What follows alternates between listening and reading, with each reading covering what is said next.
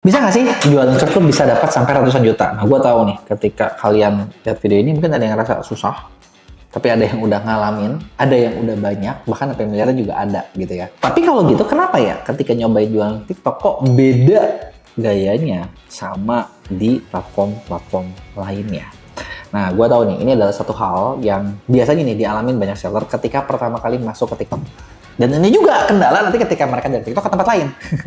Kenapa? Karena gini, TikTok Shop ini bisa dibilang agak unik. Beda banget dengan e-commerce lain. Kalau e-commerce lain, contoh kayak Shopee, Tokopedia, dan lain sebagainya, kita tuh jualan dengan cara ya, lu masukin barang, yang dilihat di situ adalah keyword. Barang yang lu punya, yang nyari banyak kan? Karena si platform sendiri udah punya banyak banget orang yang kerjaannya adalah nyari barang. Bukan kerjaannya sih, emang semua orang nyari barang nanya ke mereka gitu ya, simpelnya kayak gitu. Ya jadi di sini yang dilihat adalah barang lu unik apa enggak, barang lu tuh bagus apa enggak, barang lu tuh ratingnya bagus apa enggak, itu bakal dapat order. Tapi kalau barang lu baru agak sulit buat bermain di situ. Nah di TikTok Shop itu beda banget, karena di situ sistemnya bukan ketika lu jualan bukan orang-orang bakal nyari di situ, tapi TikTok Shop adalah ketika lu jualan, kalau lu mau rame, lu harus bisa datangin orang sendiri. Jadi nyawanya beda. Nah inilah yang kadang nggak dimengerti sama orang, dan banyak yang seller tuh stuck. Jadi contoh kayak gue nemu nih cukup banyak seller-seller di e-commerce lain gede-gede, begitu nyobain TikTok Shop terjungkal, sulit. Kenapa? Karena kok beda banget, kok gue gini doang nggak bisa, kok udah gitu doang nggak bisa, cara-caranya beda gitu kan. Nah terus jadi gimana nih caranya biar jualan TikTok Shop itu laris? Yang pertama yang perlu kalian sadari adalah, ingat, platform ini basicnya itu adalah sosmed. Jadi mereka basicnya bukan e-commerce, bukan marketplace. Jadi namanya sosmed adalah kalian perlu bisa narik orang buat perhatiin kalian. Perhatian atau attention itu adalah yang paling penting. Jadi lu harus tahu dulu gimana caranya biar diperhatiin. Buat diperhatiin gimana? Ya pasti salah satunya dari konten. Punya konten yang menarik, punya konten yang oke, konten tersebut bakal dibuat sama TikTok jadi viral.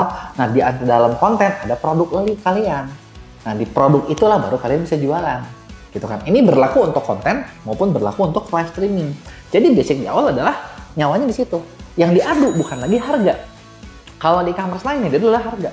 Kalian punya barang yang dicari, barang termurah itu yang diambil. Tapi kalau di sini orang nggak lihat harga, justru karena orang nggak bisa bandingin juga gitu. Yang dicari adalah konten mana yang oke, cerita mana yang kuat. Itulah yang, gua mau nih punya barang ini. Kenapa? Gila loh, cerita penemuannya tuh menyentuh hati.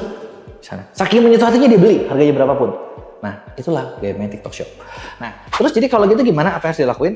Yang pertama adalah kalian perlu bisa punya satu keunikan. Jadi ketika jualan, jangan cuma fokus dari nyari barang. Tapi yang dicari adalah masalah apa nih yang ada. Problem apa nih yang lagi ada. Kebutuhan apa nih yang lagi ada. Nah, terus kita dari situ bikinlah konten. Kontennya diapain? Kontennya dibikin seunik mungkin, semenarik mungkin, serelate mungkin, semenyentuh hati mungkin. Entah mau menyentuh hati atau menyentuh, pokoknya sentuh bagian emosional deh.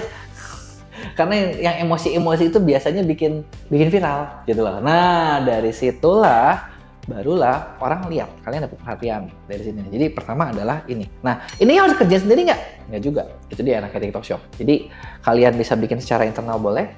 Kalau kalian pusing, kalian oper ke affiliators yang bakal bikinin promosi seperti ini. Nah, promosi-promosinya dilakuin sama affiliator, kalian dapat keuntungannya, bayarnya kalau laku. Gitu. Jadi itu tuh basicnya tuh.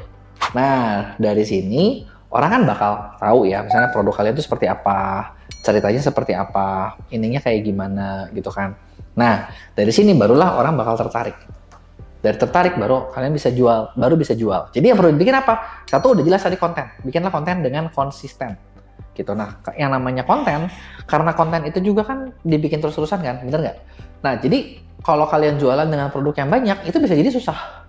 Kenapa? Lu bayangin deh, lu punya toko, barangnya 100. Terus mau dibikin konten semua, wah, PR. Gitu kan. Maka dari itu, nggak perlu produk yang banyak-banyak sebetulnya kalau TikTok Shop. Perlu beberapa, tapi yang memang itu relate dan punya masalahnya itu tepat banget. Gitu kan. Atau kalaupun kalian udah punya banyak, ya udah, fokusnya beberapa produk dulu.